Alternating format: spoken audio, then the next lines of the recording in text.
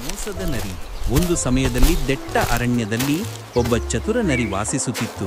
ಆ ನರಿಯ ಒಂದು ಸವಿಯ ಸ್ವಭಾವ ಏನೆಂದರೆ ಮೋಸದಿಂದ ಇತರ ಜಾನುವಾರುಗಳ ಆಹಾರ ಪಡೆದುಕೊಳ್ಳುವುದು ಕಲಿತು. ಒಂದು ದಿನ ಅದು ಅರಣ್ಯದಲ್ಲಿ ತಿರುಗುತ್ತಿದ್ದಾಗ ಒಂದು ಕಾಗೆಯ ಬಾಯಿಯಲ್ಲಿ ರುಚಿಯಾದ ರೊಟ್ಟಿ ಕಂಡ. ನರಿ ತಕ್ಷಣ ಯೋಜನೆ ಮಾಡಿತು. ಅಯ್ಯೋ ಕಾಗೆಯಣ್ಣ, ನಿನ್ನ ಸ್ವರ ಎಷ್ಟು ಸುಂದರ! ನೀನು ಹಾಡಿದರೆ ಎಲ್ಲ ಮೋಡಗಳು ಹೂ ಹಾಕುತ್ತವೆ ಎಂದು ಬಣ್ಣ ಹಚ್ಚಿದ.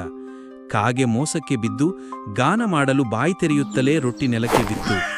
ನರಿ ಅದನ್ನು ಅತ್ತ ಕೊಯ್ಯದೆ ಹೊಕ್ಕಿ ನಗುತ್ತಾ ತಿನ್ನಲು ಆರಂಭಿಸಿದ.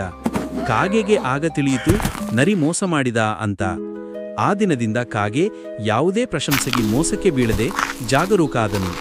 ಪಾಠ: ಮೋಸಗಾರನು ಮಾತ್ರವಲ್ಲ, ಮೋಸಕ್ಕೆ ಬೀಳುವವನು ಕೂಡ ಪಾಠ ಕಲಿಯಬೇಕು.